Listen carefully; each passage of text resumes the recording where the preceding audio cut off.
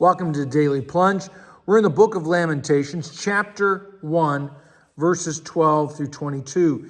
It picks up, he says, the people you're passing by and you're looking and seeing my suffering, and you don't understand. My suffering is like no other suffering because it is the fierce anger of the Lord. Not some human being is doing this to me. It's the Lord. And it's so intense that it's like burning in my bones. That the Lord has spread a net to make me desolate all the day long. And he says, why? Verse 14. Because the Lord has knit my sins together, woven them together, and has hung them around my neck. And I want you to really ponder that about what would it be like if all of our sins were hung around our neck, like a sign to be displayed or a weight to be carried, right?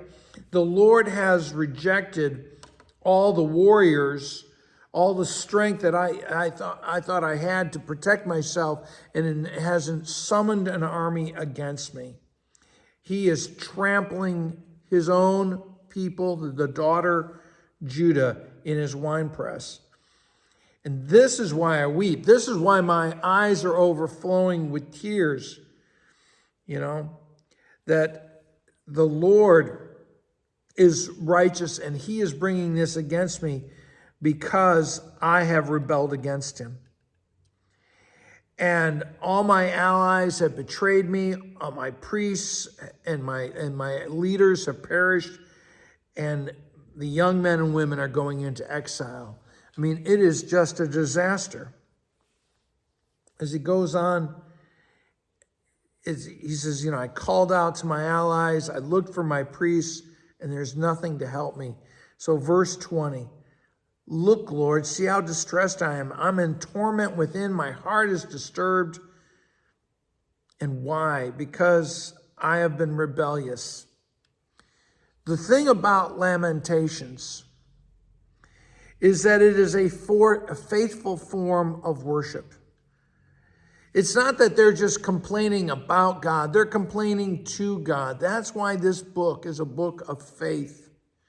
Because it's struggling with its disaster and it's complaining to God, it's looking to God for some faithfulness. It's looking to God for a response.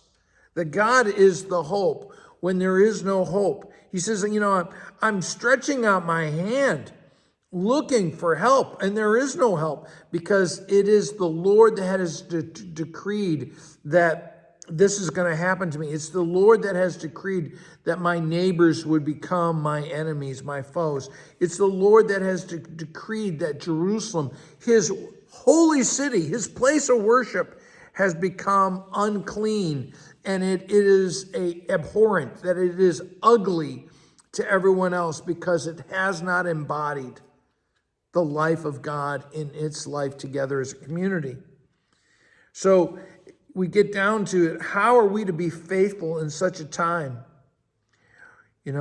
People have heard my groaning. There's no one to comfort. My enemies have heard my distress, and they rejoice over what you've done.